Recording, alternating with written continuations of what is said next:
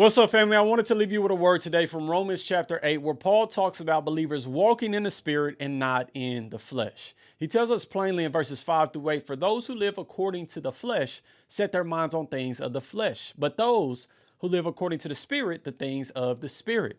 For to be carnally minded is death, but to be spiritually minded is life and peace. Because the carnal mind is enmity against God, for it is not subject to the law of God, nor indeed can be. So then, those who are in the flesh cannot please God.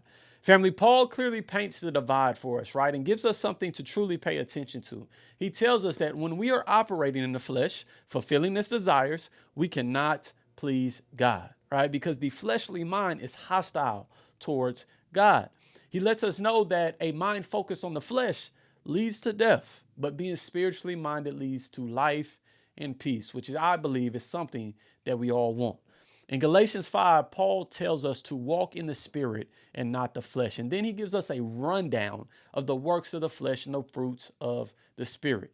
If pleasing God is something that you truly desire, I encourage you to check them out today to see if you are aligning with the spirit or the flesh, to see where your mind is hanging out, to see where you are being tested the most and the areas you need to address, right? We want to grow in complete alignment with the Spirit, right? So he can lead us to all truth, so he can lead us to life and peace, so we can live a life that is pleasing to our Father.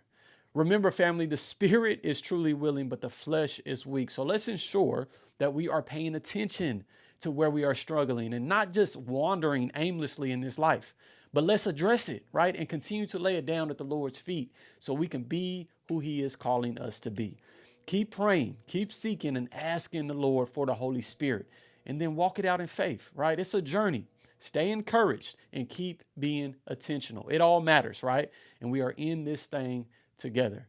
I love you guys. Shalom. Peace.